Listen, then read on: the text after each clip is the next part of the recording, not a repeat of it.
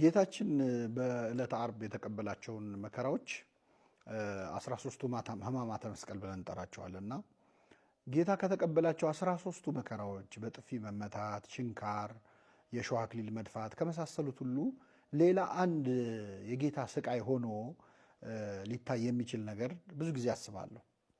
ጽፌውም ተናግሬውም አውቃለሁ ከዚህ በፊት። ይህንን እንዳስብ ያደረገኝ በዮሐንስ ወንጌል ምዕራፍ 11 ላይ ክርስቶስ አልዓዛርን ባስነሳበት ታሪክ ላይ ያደረገው ነገር ነው።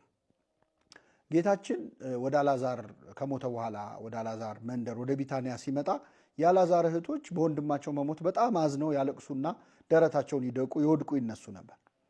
የነሱን ለቅሶ ባየ ጊዜ ለወንድማቸው ካላቸው ፍቅር የተነሳ የሚሰቃዩት ስቃይ፣ ደረት መምታታቸውን፣ መሰቃየታቸውን ሲያይ ክርስቶስ በመንፈሱ ታወከና አለቀሰ ይላል። የአልዓዛር እህቶች ለቅሶ ክርስቶስን አስለቀሰው። አልዓዛርን ይወደዋል ጌታ፣ እንዲሁም ሊያለቅስለት ይችላል። በተለይ ደግሞ መንፈሱን ያወከውና እንዲያለቅስ ያደረገው የአልዓዛር እህቶች ለቅሶ ነበረ። ይህንን ታሪክ ዕለተ ዓርብ ላይ ሆነን ስናስታውሰው በጣም የበለጠ ትርጉም ይሰጣል። ይኸው ምንድን ነው? ዓርብ ዕለት ክርስቶስ ከስቃዮቹ ሁሉ ጋር ልክ በአልዓዛር ቤት የታወከውን አይነት የመንፈስ መታወክ ሊፈጥርበት የሚችል አንድ ነገር ተከስቷል።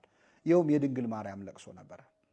የአልዓዛር እህቶች ስለ ወንድማቸው ሲያለቅሱ እያየ የታወከና ያለቀሰ ክርስቶስ ዓርብ ዕለት መስቀል ላይ ሆኖ እናቱ ስታለቅስ ሲያይ ምን ይሰማው ይሆን?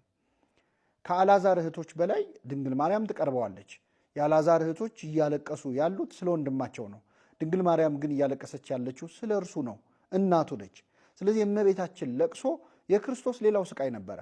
በአልዓዛር ቤት ያለቀሰው መንፈሱ ታውኮና ልቡ ተረብሾ ከሆነ የእናቱ ለቅሶ ምን ያህል ይሰማው ይሆን?